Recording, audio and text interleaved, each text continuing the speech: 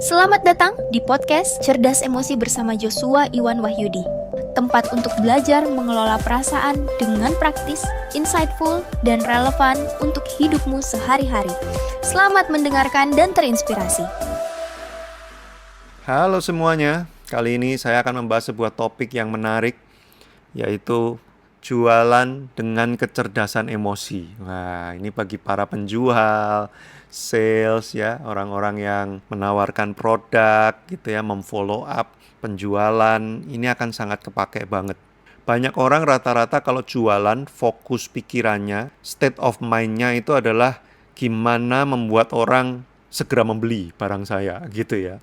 Jadi kayak udah nggak tahan gitu ya, udahlah cepetan beli, ayolah cepetan lah belilah, ini saya butuh banget nih komisinya nih. Nah, bagaimana kita bisa menggunakan kecerdasan emosi dalam berjualan supaya kita nggak terjebak hanya berfokus kepada yang penting closing.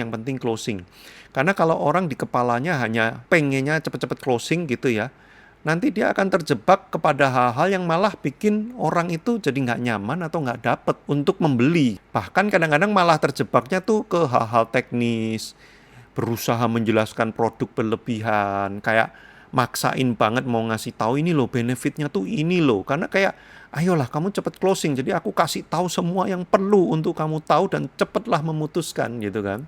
Bahkan kadang-kadang maksain opini ya. Saya pernah ketemu orang-orang yang menjual tuh maksain opini gitu ya. Ini bagus banget loh. Ini udah banyak yang bilang ini tuh bagus. Ketika orangnya bilang, "Masa sih? Kok saya lihat kayaknya gini. Ini beneran, Bu. Ini bagus, Bu, Ibu, karena belum ngerasain aja." Jadi memaksakan opini gitu kan. Dan kadang-kadang itu malah membuat orang jadi makin bertanya-tanya dan makin nggak nyaman. Nah, makanya ada beberapa pelajaran dari kecerdasan emosi yang kita bisa pakai untuk berjualan. Menjual dengan kecerdasan emosi itu artinya adalah berusaha menemukan kebutuhan dan titik emosional orangnya lebih dulu. Jadi waktu kita bertemu dengan calon konsumen, kita radarnya harus aktif, yaitu radar apa?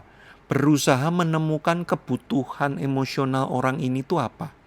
Model orang kayak gini, dari cara ngomongnya, dari gerak-geriknya, cara dia ngeliatin barang, pertanyaan-pertanyaannya, bagaimana reaksinya ngejawabin pertanyaan saya, atau bagaimana dia menimpali penjelasan-penjelasan saya.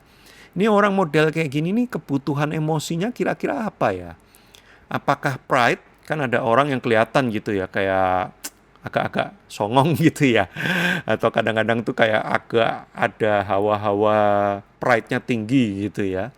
Atau ada yang kayak sosial banget gitu ya. Waduh, ngobrol ya, cerita ngalor ngidul gitu ya. Ceritain ini, nanya ini itu. Atau ada orang-orang yang kayak diem ya, ngeliatin, lalu nanya-nanyanya itu yang sifatnya itu kayak teknis banget, mendalam banget. Nah, ini kita perlu peka gitu kan.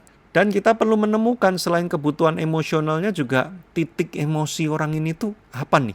Bagaimana nih kita menemukannya? Yang pertama adalah cobalah waktu ngobrol dan berjumpa dengan calon konsumen, kenali beban emosional orang itu sampai dia membutuhkan produk kita.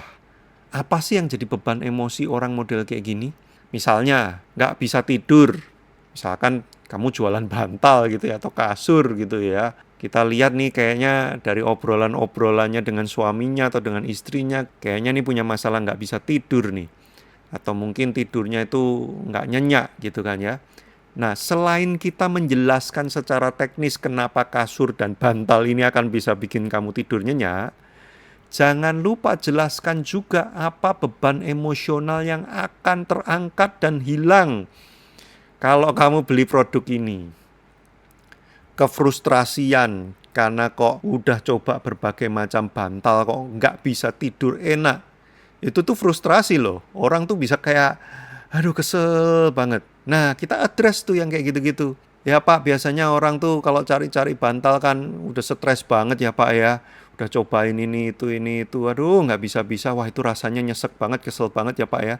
Tapi kalau coba bantal ini, nah mungkin ini bisa jadi solusi Pak. Kita mungkin nggak akan stres lagi nih habis ini. Ya kita bisa lega ternyata saya temuin bantal yang tepat.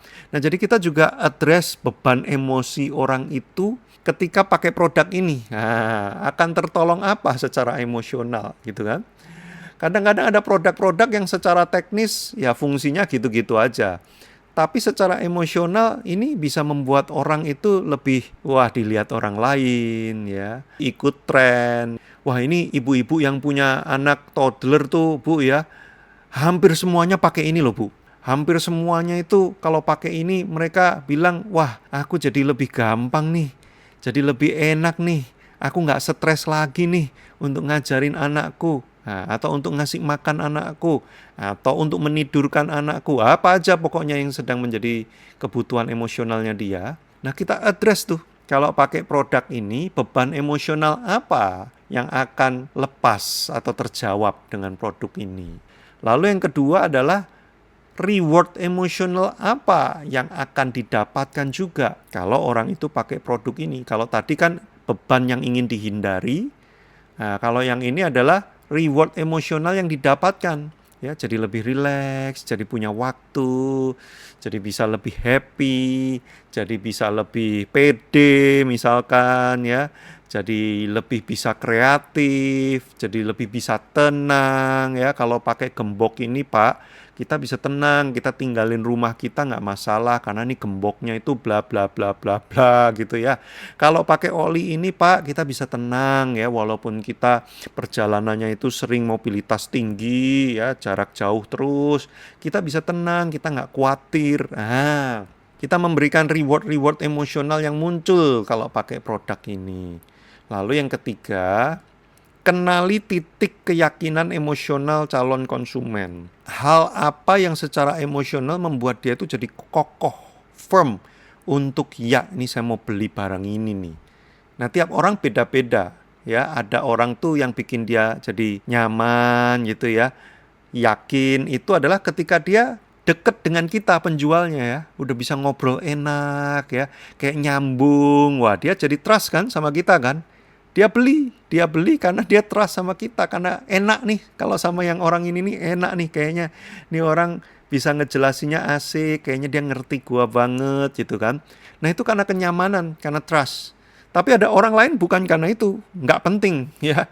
Jangan diajak basa-basi, ngobrol, pendekatan, nggak penting. Ada orang lain yang lebih ngerasa yakin karena penjelasan detail dan teknis yang meyakinkan. Kita bisa jelasin proses pembuatannya, kenapa ini harganya segini, kenapa benefitnya besar kalau saya beli. Ada penjelasan-penjelasan yang meyakinkan, kita kayak menguasai produk kita banget. Nah, itu ada orang yang teryakinkan karena hal-hal seperti itu. Nah, jadi tiap orang macam-macam ya. Makanya kita perlu menyalakan radar, jangan pakai cara yang sama untuk semua orang. Pendekatan yang sama untuk semua orang. Dari awal kita harus sudah baca model kayak gini, beban emosinya apa, reward emosi apa yang saya bisa tawarkan, dan titik keyakinan emosinya itu ada di mana. Nah, kita coba-coba. Oh, saya ajak ngobrol yang seru-seru kok dia nggak reaksi. Berarti ini dia kebutuhannya yang lain. Oh, waktu saya naikin dia ya, saya puji dia, saya acknowledge cara berpikirnya. Dia dapat nih kayaknya nih. Berarti ada unsur pride, acknowledgement, ya kan, pengakuan. Nah, saya pakai itu. Saya utilize itu. Bagaimana saya menjual dengan memasukkan unsur-unsur emosi itu ke dalam produk saya ini. Nah, makanya memang perlu belajar. Perlu latihan ini, menjual dengan kecerdasan emosi ya. Tapi kalau kita fasih, kita makin menguasai, kita akan berpeluang untuk meningkatkan penjualan kita. Kenapa? Sudah banyak riset yang menyatakan bahwa orang itu dorongan membeli sesuatu lebih banyak dipengaruhi oleh reward emosional ketimbang fungsional. Fungsi tentu iya, tapi yang lebih besar adalah emosinya. Jadi kalau kita bisa menambahkan pendekatan-pendekatan emosional, kecerdasan emosi di dalam cara kita menjual, maka peluang kita untuk closing lebih tinggi ketimbang kita hanya fokus pada cara-cara teknis yang selama ini sudah kita lakukan. Selamat menjual, semoga berhasil. Bagaimana pelajaran hari ini?